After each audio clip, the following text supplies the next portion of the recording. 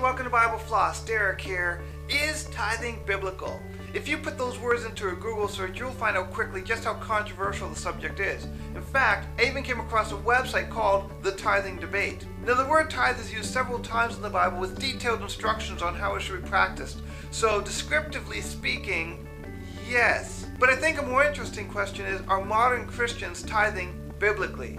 How did they practice tithing 3,000 years ago? And for that matter, where did tithing come from? Did it originate in the Bible, or did it come from somewhere else?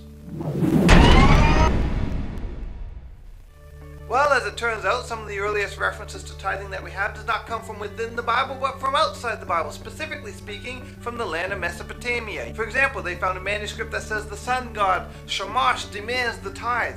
And they found another manuscript that says, and he has paid, in addition to the tithe ninurta, the tax of the gardener. So evidently tithing was a common practice in the ancient world. In fact, tithing seems to be used synonymously for tax, and it seems to be something that was used throughout the ancient world, not just Mesopotamia, but Rome, Greece, Carthage, Cretians, Cilicians, Phoenicians, the Chinese, the Babylonian, the Akkadian, and the Egyptians.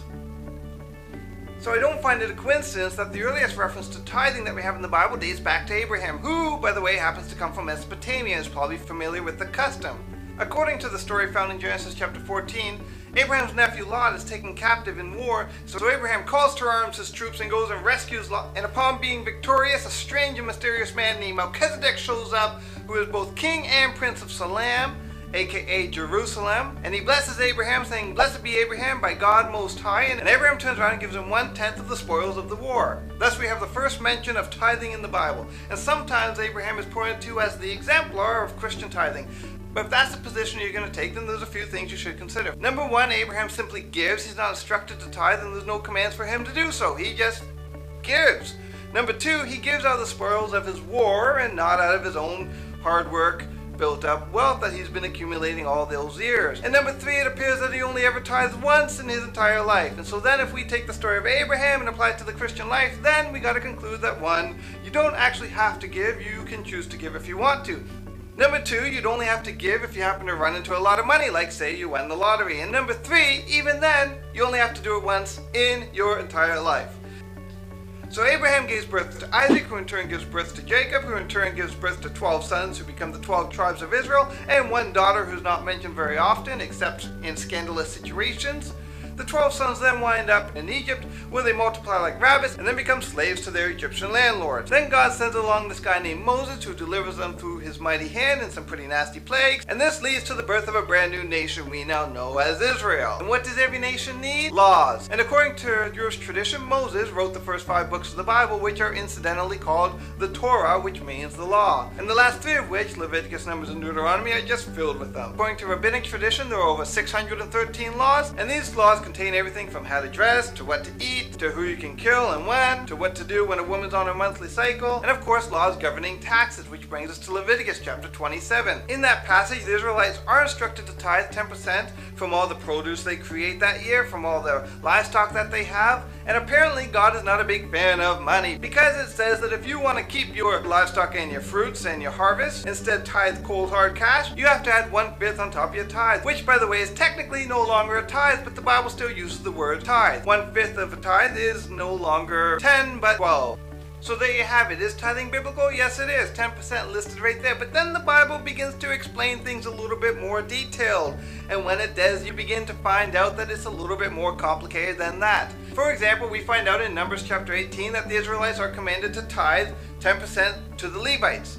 Because, as you probably remember from Sunday school classroom, the Levites did not receive an inheritance of the land like the rest of the 12 tribes, and therefore the tribes of Israel were commanded to tithe so that the Levites can fill their tummies, and the Levites in turn were commanded to tithe so the priests could also survive. But then things get a little bit more complicated when you go to the book of Deuteronomy, chapter 26.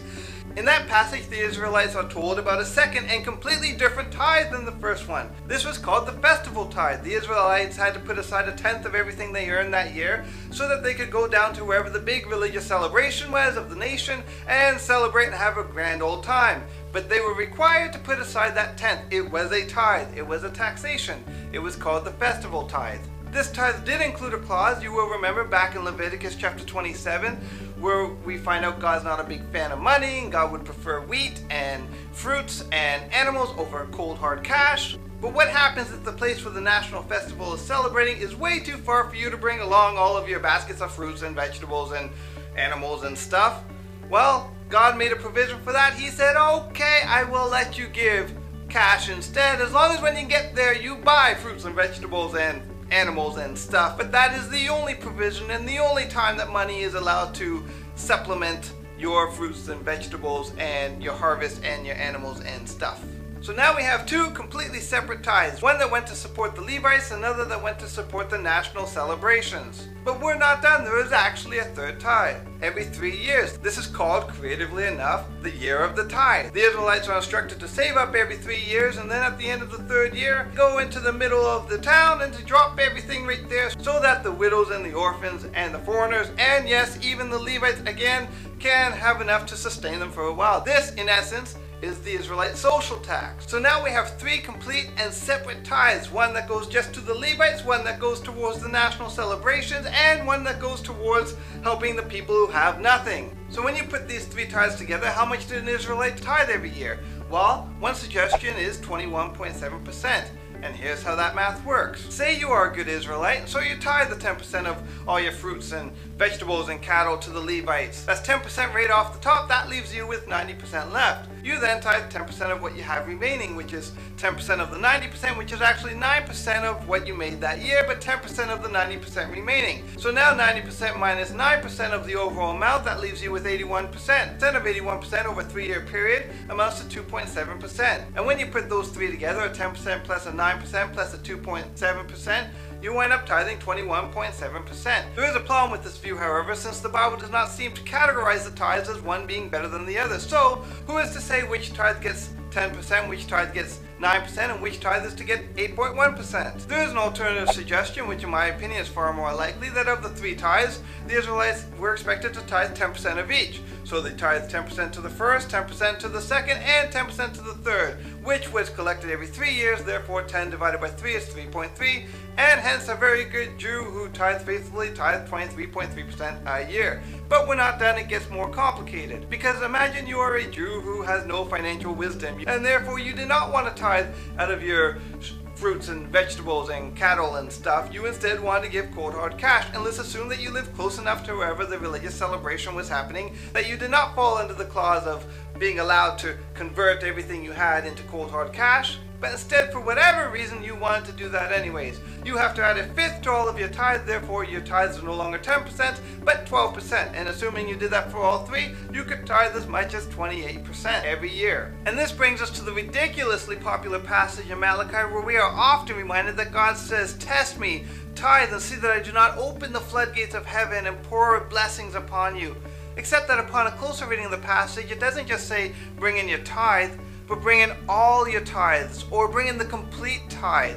In other words, don't just bring in 10%, don't just bring in one of the tithes, but bring in all three, bring in all 23.3% of the tithe, unless of course you want to pay with money, and then it's bring in all 28% of your tithe.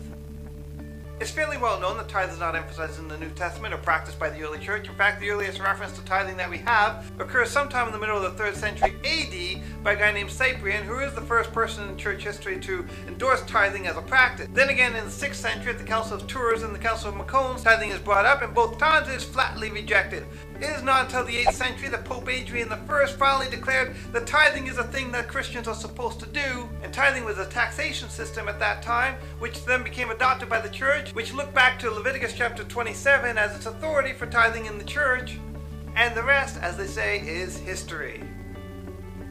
Christians are givers. It's just what we do. The Bible says in the book of Acts that all the Christians gave so that no one in the community had need. And there was no need to regulate it, no need to put a cap on that, no need to tell people you had to pay this or else. And in fact, to do so doesn't seem very Christian to me. And as they say in the Bible, shalom. Thanks for watching. Hey, it's your turn. If you have an idea for a future episode, leave it in the comment section below, and don't forget to subscribe.